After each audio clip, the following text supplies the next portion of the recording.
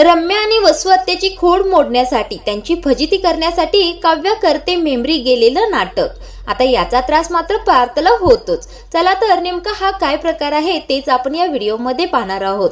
तर प्रेक्षकांनो, लग्नानंतर होईलच प्रेम या मालिकेमध्ये काव्याच्या डोक्याला जोरदार मार लागलेला असतो आणि तिला हॉस्पिटलमध्ये ऍडमिट केलेलं असतं।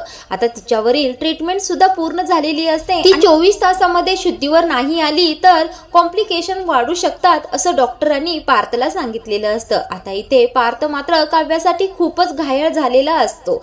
आता नंदिनी म्हणत असते, पार्थ तुम्ही अजिबात काळजी करू नका, आपली काव्या एकदम व्यवस्थित होईल। आता रम्या सुद्धा तिथेच असते आणि या रम्याला मात्र या दोघांचं सुख बघवतच नसतं, त्यामुळे काव्या अशी शुद्धीवर येत नाही पाहून ती खूपच खुश झालेली असते। आता पार्थला पाहून रम्या हळूच म्हणत असते, अरे बाबा पार्थ, शुद्धीवर काव्या आल्यानंतर तुला ओळखू दे म्हणजे झालं। त्यावेळेला नंदिनी रम्याला ओरडते आणि म्हणते, अगं रम्या तू काय बोलतेस, असं काहीतरी अभद्र बोलत जाऊ नकोस। त्यावेळेला पार्थला सुद्धा रम्याचा खूपच राग आलेला असतो, पण तो तिला काहीच बोलत नाही। आता डॉक्टर बाहेर येतात आणि म्हणतात, काव्यांना कोणीतरी एकाने भेटलं तरी चालेल। त्यावेळेला आता पार्थ पटकन धाव घेतो काव्याकडे आणि काव्याला भेटण्यासाठी रूम मध्ये जातो। आता काव्या मात्र बेशुद्धच असते आणि पार्थ जवळ जातो आणि काव्याच्या जवळ बसतो आणि काव्याला फिसकारलेली मांजर उठा ना असं म्हणून हाक मारतो। आता मात्र काव्या काही केल्याने डोळेच उघडत नसते।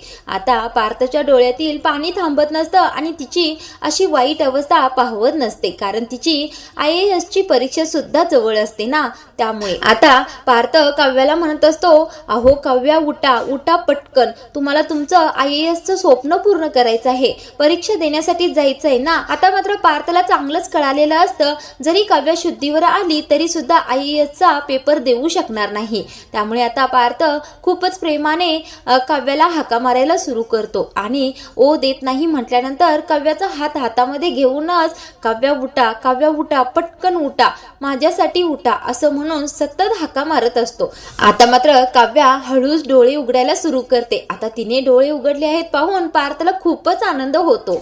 आता मात्र काव्या शुद्धीवर आल्यानंतर पार्थला ओळखण्यास नकार देते आणि पार्थने काव्याचा हात हातामध्ये घेतलेला असतो तो हात पटकन मागे खेचून घेते आणि म्हणते, सोडा माझा हात, कोण आहात तुम्ही? आता पार्थला हे ऐकून खूप मोठा धक्का बसतो। आता पार्थ म्हणायला लागतो, अहो काव्या असं काय करताय, मी पार्थ आहे, तुमचा देशमुख, तुमचा बोका। त्यावेळेला काव्या म्हणते, कुठला बोका, कोण देशमुख, मी कोणालाही ओळखत नाही आणि तुम्ही मला हात का लावताय बरं, दूर व्हा माझ्यापासून असं म्हणून काव्या चिडचिड करायला सुरू करते। आता मात्र पार्थला तिची खूपच काळजी वाटत असते आणि तिला तो कसा आठवत नाही याचं खूपच टेन्शन येतं। आता काव्याची ही अवस्था पाहून पार्थला खूपच वाईट वाटत असतं। तो पटकन डॉक्टरांना हाका मारायला सुरू करतो। त्यावेळेला आता डॉक्टर आतमध्ये येतात आणि काव्याला तपासतात आणि म्हणतात, आता यांची स्मृती गेली आहे, आता यांची ट्रीटमेंट आपण पुन्हा सुरू करूया, यांना रिकवर व्हायला किती वेळ लागेल हे सांगता येणार नाही,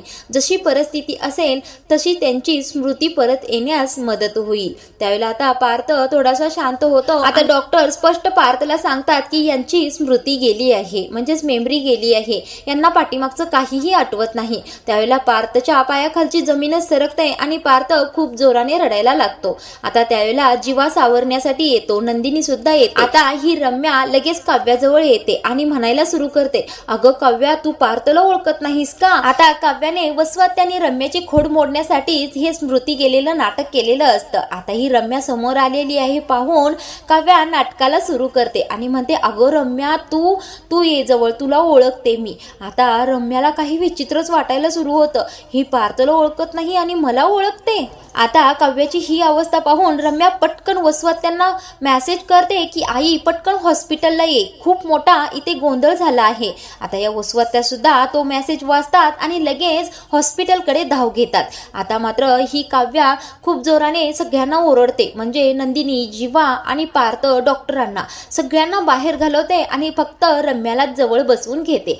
आता मात्र रम्या चांगलीच हसायला लागलेली असते आणि तिच्या मनामध्ये खूपच आनंद झालेला असतो की काव्या पार्थला ओळखत नाही आणि मला फक्त ओळखते. आता हिची चांगलीच गंमत करते. मात्र रम्याला थोडी सुद्धा जाणीव नसते की काव्या किती हुशार आहे. आता काव्याची ही अवस्था पाहून डॉक्टर त्या तिघांनाही म्हणजे जीवा, नंदिनी आणि पार्थ यांना रूम बाहेर जाण्यासाठी सांगतात. पेशंटला जास्त त्रास देऊ नका असं रम्याला सुद्धा सांगतात आणि सगळेच तिथून निघून जातात. मात्र काव्या नाटकाचा चांगलाच जोर लावते आणि रम्याला म्हणत असते, अगं रम्या, आत्या कुठे आहेत, वसू आत्या कुठे आहेत. त्यावेळेला रम्या चांगली चकित होते. तेवढ्यातच वसू आत्या तिथे आलेल्या असतात. आता वसू आत्या काव्या अशी आपल्या दोघींनाच ओळखत आहे पाहून खूपच चकित होतात. समोर येतात आणि म्हणतात, अगं काव्या बाळा कशी आहे. त्या वसू आत्यांना सुद्धा वाटत असतं की काव्याची खरंच मेमरी गेली आहे आणि ती फक्त आपल्या दोघींनाच ओळखत आहे. म्हणून पुढे येतात आणि म्हणतात, अगं काव्या बाळा कशी आहेस तू.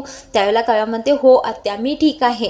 पण आत्याबाई, ही माणसं कोण होती बरं, मी यांना अजिबात ओळखत नाही. हे सगळेजण मला असं का बोलवत होते आणि तो कोण माणूस होता पार्थ देशमुख, ते माझा हात हातामध्ये घेऊन खूपच आकांताने हाका मारत होते. मी त्यांची बायको आहे का. त्यावेळेला आता वसू आत्याने रम्या यांचं नाटक सुरू करतात आणि तिला सांगायला सुरू करतात, अगं नाही ग, नाटके आहेत खूप ही माणसं, तुझा गैरफायदा घेत आहेत. तुझा नवरा तो पार्थ देशमुख नाहीच आहे. आता काव्या म्हणते, नेमका हा काय प्रकार आहे. त्यावेळेला रम्या म्हणते, अगं ही सगळी आपली फॅमिली आहे आणि तुझा खरा नवरा कोण आहे माहीत आहे का.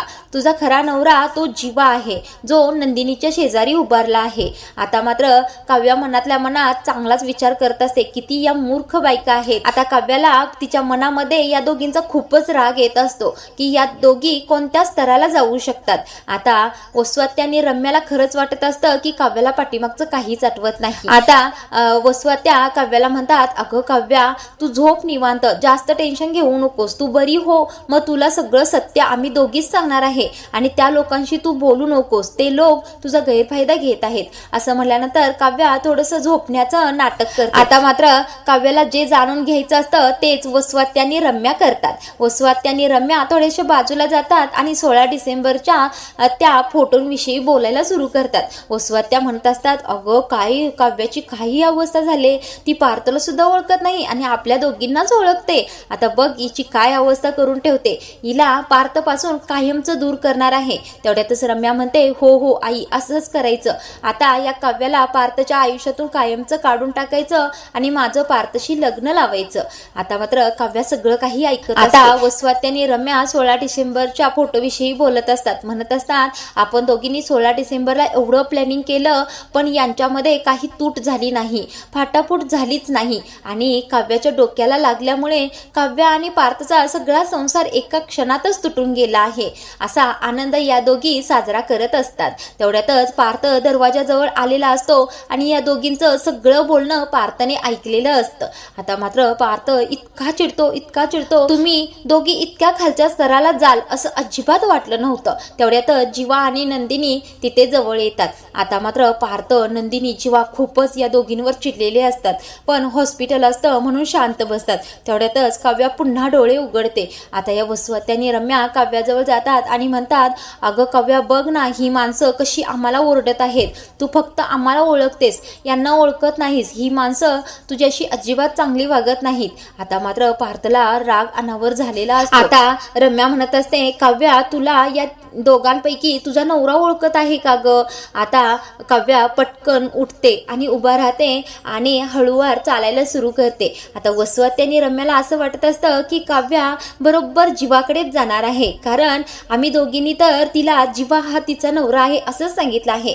आता काव्या हळूवार जवळ जाते आणि पटकन पार्थचाच हात धरते. आता वसू आत्याने रम्या चांगल्याच चकित होतात. आम्ही दोघींनी एवढं सांगून सुद्धा आईने पार्थचा हात कस काय धरला बरं असा विचार करत या दोघी असतात. तेवढ्यातच काव्या या दोघींना म्हणते, तुमच्या दोघींचं सगळं नाटक आता संपलं आहे. तुमचे आता दिवस गेले, आता दिवस आमच्या चौघांचे आले आहेत. तुमचं 16 डिसेंबरचं सत्य बाहेर काढण्यासाठी आणि तुम्ही दोघी माझ्याबरोबर कसं वागता, आमच्या चौघांबरोबर किती वाईट वागू शकता हे सिद्ध करण्यासाठीच माझी मेमरी गेली आहे, हे मी नाटक केलं होतं. आता पार्थ खूपच खुश झालेला. तुम्ही दोघी काय सांगत होतात मला, जीवा माझा नवरा आहे, पार्थ नाही. तर तुम्ही दोघी लक्षात ठेवा, मी कधीही देशमुखांना विसरू शकत नाही आणि ते सुद्धा मला विसरू शकत नाहीत. आता काव्याने पार्थच्या हाताला घट्ट धरलेलं असतं.